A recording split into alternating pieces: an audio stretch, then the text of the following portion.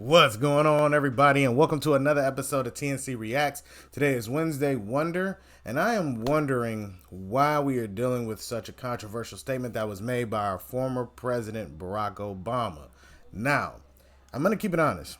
I had the opportunity of watching the video, so I watched the hour, almost 20-minute long video to get an understanding of what would possess Barack Obama, or former president Barack Obama, to say, and I quote, young boys need gay mentors and men need to have gay friends in their circle. And I'm going to show you the video where the question of all of this actually comes up. So I'm going to show you this real quick. Hi, Michelle and Craig. I have 3 younger brothers and am a new mom to a 1-year-old little boy. What can we do to change the fact that we raise our girls and we love our boys? There is so much dialogue on raising strong, independent women, but how can we raise emotionally intelligent, competent men? I am deeply concerned by the ideology promoted to my younger brothers online. I want to raise a young man who sees through those ideas. How can we energize the discussion around raising young men that want to change these oppressive and even violent dynamics? So you saw the question, and it's an interesting question because it doesn't have enough background for me to truly get behind the question, because you're saying violent and oppressive ideas. I want a son who we raise our girls but we love our sons, as to say that men or young boys are not being raised, they're being coddled. So they're raising young girls to be strong and independent while they're raising weak boys. Now, to me, that sounds like an internal issue because you're personally neutering your kid, well, young boy, and you're saying that your brothers are watching stuff online, so on and so forth, but why are they watching it? What is the premise and what are they watching? You know what I mean? So I wasn't a big fan of that, but let me show you what his actual responses are in 2 different points of the video, because like I said, I'm not about to do a whole hour's worth of information. I'm going to show you what parts he brought up information and where it gets into the gay thing, and then I'm going to show you where he actually brings up information that's also contradictory. So let's get to that part. Seeing all your uncles and your cousins. And there were a bunch of different kinds of men. Mm-hmm. You know, there were men that were kind of soft-spoken, and then there were men that were loud, and there were men who were engineers, and then there were men who were police officers, or they drove, a jitney cab. Yeah. Right? And that's one of the things that I think a lot of times boys need is not just exposure to one guy. Mm-hmm. One dad. No matter how good the dad is. He can't be everything. He can't be everything. And then that boy may need somebody to give the boy some perspective on the dad. Yeah, right? Yeah. One of the most valuable things I learned as a guy was I had a gay professor in college at a time when openly gay folks still weren't out of line, who became one of my favorite professors and was a great guy and would call me out when I started saying stuff that was ignorant. Mm-hmm. You need that to show empathy and kindness. And by the way, you need that person in your friend group so that if you then have a boy who's gay or non-binary or what have you, they have somebody that they can go, okay, I'm not alone in this. Yeah. Right. So that I think is creating that community. I know it's corny, but that's what they need. So you've seen that part. Now, this is where it gets a little interesting, because you don't need someone of the same sexual preference who prefers men to check you on your ignorant behavior and to teach you empathy and kindness. You don't. There's no reason a person's sexual orientation can dictate that they're important. And I don't think that's what he was saying at all. I see that's how a lot of people took it. I don't need gay people in my friend group for me to know how to show empathy, or what are you going to do if you have a kid that's like that or non-binary. I think that's all something. Majority of it now I think is more of a social thing versus an internal, like, hey, this is just what I am. You know what I'm saying? And there's no way around it. I am attracted to these said individuals. Now, some of people that do it, I think it's more of just they're trying to fit in somewhere because they don't believe they fit in anywhere. But that's just another random thing. I'm not talking about that now. What I'm going to focus on in this particular part of this video is that any straight man, any heterosexual man would equally check you for disrespecting said individuals and being ignorant. I've seen it plenty of times. It doesn't matter what it is. If they catch you acting out, they're gonna check you on it. Hey man, stop that. What are you doing? Do. Or they're gonna be like, hey, you know, that's why you don't see a lot of bullies that run around in droves. There are people who accept it, yes, especially culturally. You'll see how they get away if you punch them in the mouth, vice versa. But the people at home don't appreciate bullies. It's usually them people in the weird places of power that let things slide that shouldn't. But for the average Joe, the average individual, they do teach kindness and empathy because they want you to understand that, hey, you do not know what that person's going through. You never disrespect people. And one of the things about being a man in this world is respect.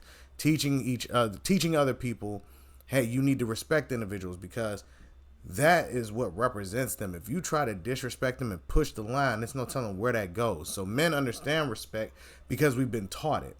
So whether they're gay or straight has no bearings on that.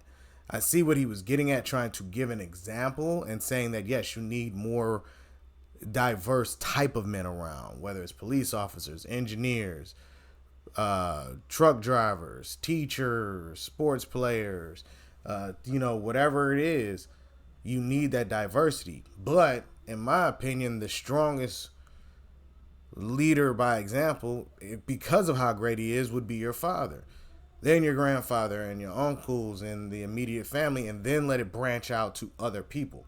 You don't bring kids into the world and not educate them, because they are the continuance of your lineage. So if you don't teach them to continue on and be better than you, then you failed as said individual. But I want y'all to see something else as the last part of the context of what started that conversation. And there's something he said about progressives that was really interesting. So I'm going to show you this. So let's get to it.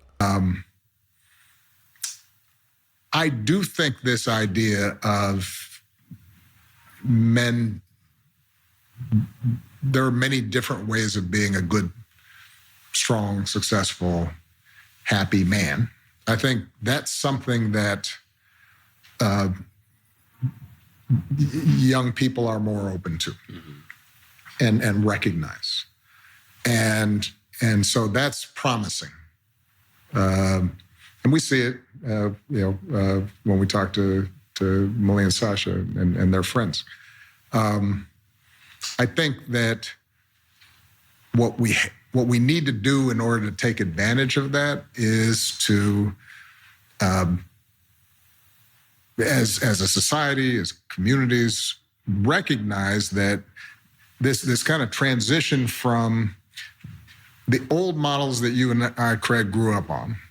Just like you said, you took a lot of good stuff from your dad, but then there were some modifications that just had to be made, either because of blind spots, limits, lack of resource, what have you. The times. Where we joke that, talking to Millie and Sasha, sometimes they go out with their friends and, they're in a group and the guy's got crocodile arms, Yeah. It's like... Not picking up the check. Not picking up the check. And it's like, okay, you don't have to pick it up all the time. But if you're never picking it up, right, that's a problem. Says something about you. If you're never opening a door or pulling out a chair, because that's just common courtosy. That's just being kind, right? So for those of you who do not have sons, so Emma, we are rooting for you because those of us with daughters, we need good men. We've got to have good guys out there, not necessarily to get married, but to make sure that what we're learning, I think, is that when we don't think about boys and just assume they're going to be okay because they've been running the world and they've got all the advantages relative to the girls, and all of which has historically been true in all kinds of ways. But precisely because of that, if you're not thinking about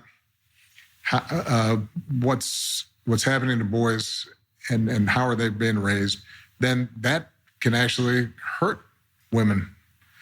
And I would argue that some of the broad political trends we've seen, not just in this country, but around the world, have to do with this sense of, boys, men not feeling as if they are seen, feeling as if they count.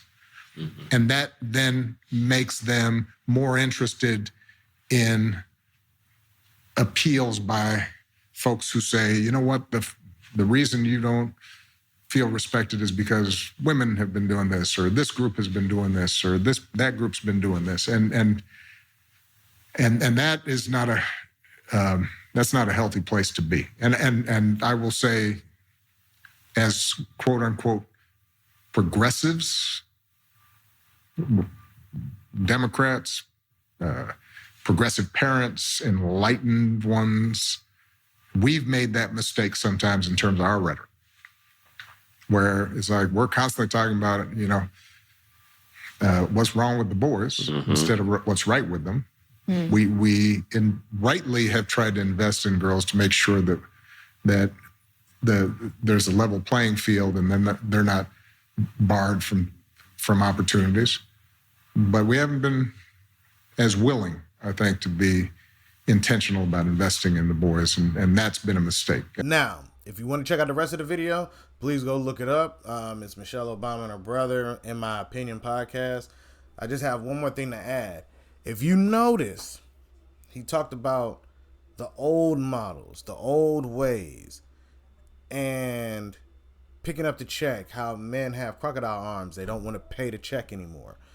I'm going to be honest, and I want y'all to understand this. You can't cherry pick what you want from traditionalism and then say, no, we want all of this traditional, but we want the men to be like this. In order to lead, pay, do all of these different things, you need someone that has a strong base. You need that, because if you don't, you have a man that's susceptible to anything that comes along his way. A man that's disciplined, a man that's stoic, a man that thinks before he leaps, a man that is willing to die for his family. And a lot of times we try to neuter that. You see it in society. Society works really hard on neutering it. And that's why he's saying progressive and Democrats have failed. Because now, and I think this is also a ploy, is that they're trying to figure a way, and they've spent over $20 million trying to figure out how to get men to come back to the Democratic Party. Because they have lost them. Why? Because they have spit so much rhetoric on downing men, making women the most important thing, that they overlooked and overshadowed those young men. And those young men are like, man, I don't care no more. And because men don't care, the future of your society starts to plummet. Because if nobody's out here willing to work, if no one's out here willing to do the hard jobs, who's going to do it? I'm just going to be honest. It's either going to be people that are coming in from different countries that are going to get their citizenship, or it's going to have to be the women in the communities. And I don't think cleaning sewers is something that they want to do. I don't think getting up high up on scaffolds is something they want to do. That's not something I want to do. So I always give shout outs to those people that are willing to do it. Some of these people put their lives on the line every day just to be able to feed their families. And I don't think a lot, like, non-cushy jobs, so you have to show respect to those people. You can't berate them and down them on a day-to-day basis and not think that something's going to happen in the society where they just say, forget all y'all, I'm not doing it no more. So he's right. They have failed the communities and not being honest about how they speak about men. And, you can't expect men to foot the bill or be willing to foot the bill when the culture and the young ladies today, especially the ones that are fresh out of college, that go on to rant and insulting men all day on social media. Well, that's why you got to get off the internet. But I'm sorry, these young men live on the internet. The young girls live on the internet. That's why you'll see people crying, and the first thing they do is pick up their camera and they cry, think about it, write a title and post it. That's insanity, but that is just the reality of what these young people live in. You know, I know people who still go on dates, take women on dates, so on and so forth. And they say, yeah, I spent all this money and this is what happens. You know, I'm going to quit dating for a while because it's no point. There's no real benefit to it. And I know some dudes that don't pay $1 and still get the booty. So it's like, you know, it's just really just based on how it goes for you. But realistically, you know, the culture has failed men. That's why you have a former president who really, I honestly should say, shouldn't be speaking. Go off into the sunlight, retire, enjoy yourself. Don't focus on the politics, because at the end of the day, you did what you could. Did it go right for some? Yes. Did it go right for many? Probably not. Depends on who you ask. Just chill out, because you mentioning something like that has caused an uproar in the community, especially after the whole black men don't care for black women rhetoric for Kamala Harris. It's just gotten worse. Every time he seems to come out and talk, the more he says becomes a problem. And it's like, yo, just go off into the sunset peacefully and don't worry about it. You know, just chill out and relax. If not, you know, focus on trying to help these young boys become men for real and not try to worry about sexual orientation. How about something that's going to keep them from shooting each other in the street and robbing each other in the street? That's just my opinion. But let me know what y'all think down in the comments section, and be on the lookout for more videos. All right, everybody? Peace.